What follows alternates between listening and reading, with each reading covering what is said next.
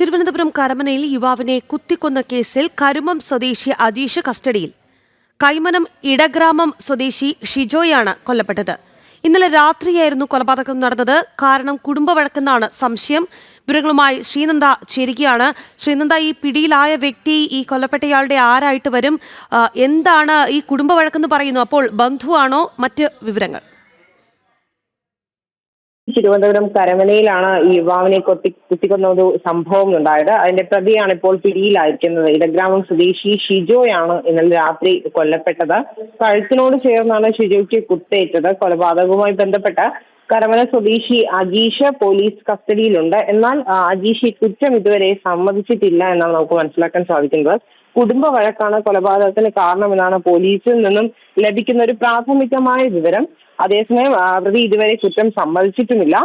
കൊലപാതകം നടന്ന വീട്ടിൽ താമസക്കാരായ അജയന്റെ സഹോദരിയുടെ ഭർത്താവാണ് ഈ പിടിയിലായ അജീഷ്. ഇവർ തമ്മിൽ തർക്കമുണ്ടായിരുന്നു എന്ന് പറയപ്പെടുന്നു. പക്ഷേ അതിലൊന്നും തന്നെ യാതൊരുവിധ പ്രാഥമിക അറിവുകൾ മാത്രമാണ്. ഇതിലൊന്നും ഒരു തീർപ്പോ അല്ലെങ്കിൽ ഒരു കൃത്യമായ ഒരു വിവരം ഇതുവരെ നമുക്ക് ലഭ്യമായിട്ടില്ല. എന്തായാലും അയാളിപ്പോ പോലീസ് കസ്റ്റഡിയിലാണ്. അജീഷ് പോലീസ് കസ്റ്റഡിയിലാണ്. പക്ഷെ കുറ്റം ഇതുവരെ ഈ പ്രതി സമ്മതിച്ചിട്ടില്ല എന്നാണ് നമുക്ക് മനസ്സിലാക്കാൻ സാധിക്കുന്നത്.